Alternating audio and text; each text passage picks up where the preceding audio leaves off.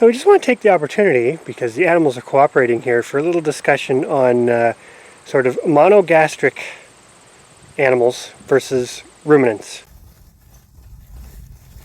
I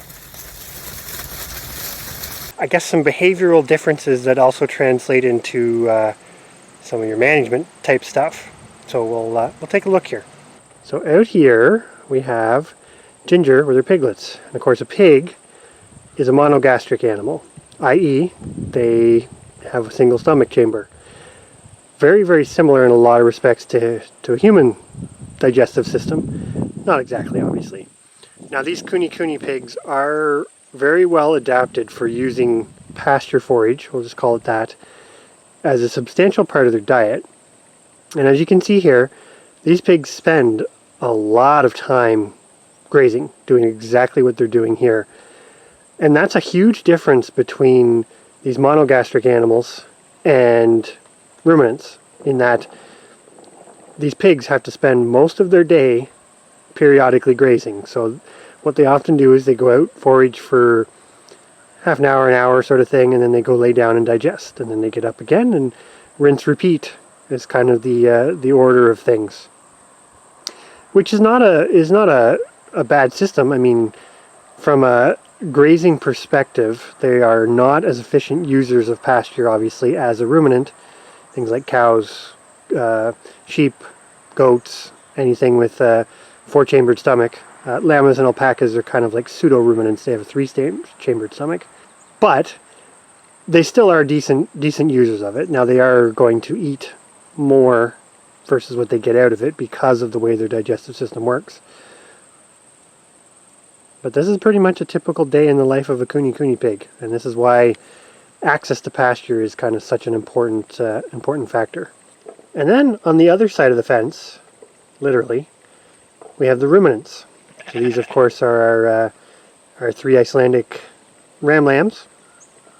And basically, you can see this is pretty typical ruminant behavior. They've gone out, they've consumed a large volume of food in a short period of time, stored that in their first chamber of their stomach, and you can even see the one there. He's chewing his cud, which is basically masticating that food a second time. So the first time they don't tend to chew it very thoroughly, unlike the pigs, who basically, just like us, have to chew their food well before it goes down the hatch.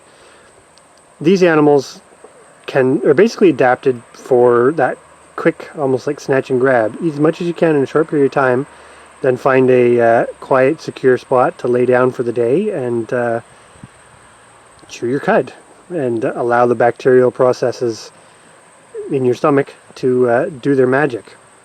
And that's a big reason why things like sheep and cows and whatnot are more efficient in terms of their usage of poorer, I'm going to say it that way, quality forage, because they can extract a far greater degree of nutrients out of that food simply because of this rumination. I'm not going to go into any of the major details on it, but it's an interesting discussion to have because obviously ruminants are not as diverse on the farm yet, as far as species go, yet are typically a cornerstone of a lot of farming operations or homesteads. And these three are basically giving an excellent demonstration here. So of course, birds are also monogastric, but unlike pigs and mammals, their digestive processes do work quite a bit differently. There's different information available on birds. I mean, geese in particular are very similar in some ways to the pigs. They need access to that, I'm going to say, poorer quality forage, i.e. grass, that's more fibrous and more difficult to break down. They need that access kind of almost at all times to really get the most out of it. So the amount they consume is fairly significant. Now they do break it down a little better than, let's say, pigs, etc. But basically when you start getting into things like grass, which is of course fairly high in fiber and fairly low in easily available sugars and that sort of thing, the digestive processes that are required to efficiently use it are quite fascinating. And it's interesting how some of the more common sort of homestead or farm animals deal with it differently. They all have different strategies. Of course, birds don't have teeth, or at least modern birds don't have teeth.